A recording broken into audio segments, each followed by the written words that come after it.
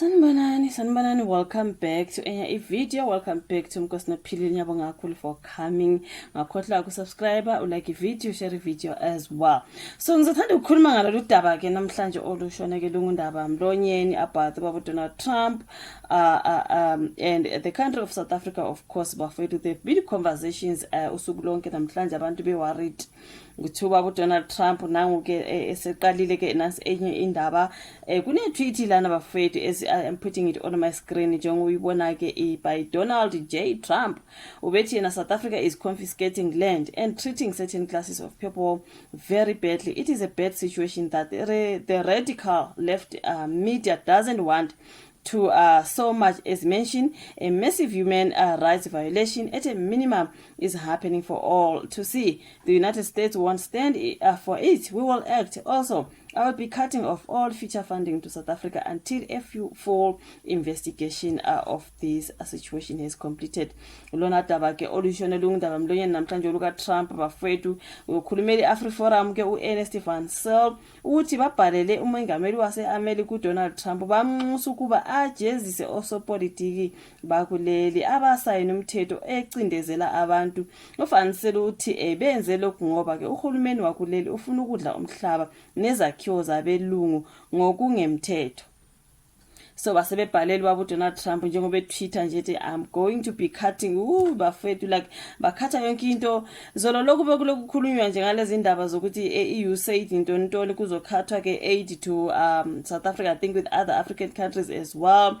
When it comes to as a healthy ke abantu abaphila ke nelegciwane lengculazi kuthiwa hey ama ARVs asezothini ke bafethu njengoba ke kuxhasa iMelika into ikanjalo nje abantu bayakhala ukuthi guys kuzokwenzekani ngabantu abagula ke lokukhuhlana into ikanjalo nemisebenzi yabantu abasebenza there when it comes to health services, you know what I mean. Kuningi okukhalwa ngakho manje namhlanje ngibona lolu daba ke ukuthi South Africa is confiscating land and treating certain classes of people very badly. So ke angazi ke bafethu. Now they want to cut funding to South Africa until a full investigation of the situation has been completed. Why ubaba Trump is cutting things kanti why lokho enza indaba zokukhatha bafethu. Ngibona udaba lapha nakazi moja about this story saka Donald Trump nobaba Cyril Ramaphosa kuthiwa ke ubaba Ramaphosa yena uye wa hit back to Donald Trump over this land expropriation bill.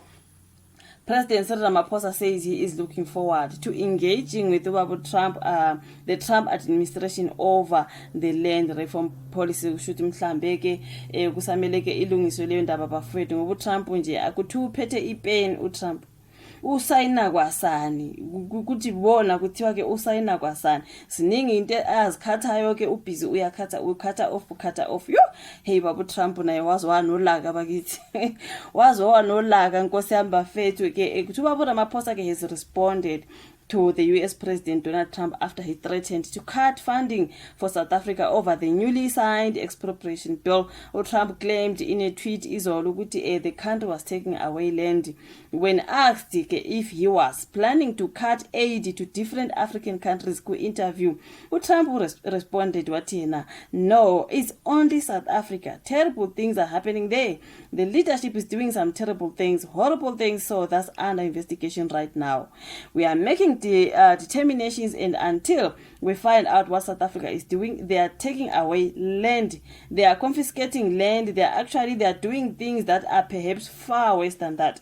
Now Trump went on to tweet about that matter ke le tweeting nginganifundela yona ke bafethu manje ubaba Ramaphosa ke have since head back at Trump in a tweet and said South African government has not confiscated any land. He said the country was ready to engage over the matter and reach a common understanding. South Africa is a constitutional democracy that is deeply rooted in the rule of law, justice and equality. The recently adopted Expropriation Act is not a confiscation instrument but a constitutionally mandated legal process that ensures public access to land in an equitable and just manner as guided by the Constitution. South Africa, like the United States of America and other countries, has always had expropriation laws that balance the need for public use usage of land and the protection of rights of property owners. Kushiwo Ramaphosa.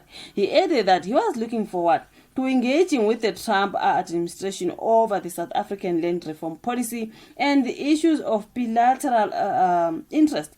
We are certain that out of those engagements, we will share a better common understanding over these matters. The U.S. remains a key strategic, political and trade partner for South Africa, with the exception of EPEPFA aid, which constitutes 17% of South Africa's HIV and AIDS program. There is no other funding that is received by South Africa from the United States. Umongameli ke wakuleli ke South Africa ubaba Cyril Ramaphosa, I think kusazoba nenkulumo mhlambe umhlangano okusazohlala phansi mhlambe kube nezingxoxo about that, because ngungata ngathi baba Trump uhambe khatha uyasayina uyacima yazi ucima yonke into ukuthiwe nje yo hayi mina ngathi yilo baba unolaka bafethu like manje abantu ke inkosi yami abaphila ke ngaleli gciwane bafethu mase kuthiwa ke USAID, the America is cutting off aid to South Africa and other African countries. Ngibonile bekhala abantu bama African countries ukuthi you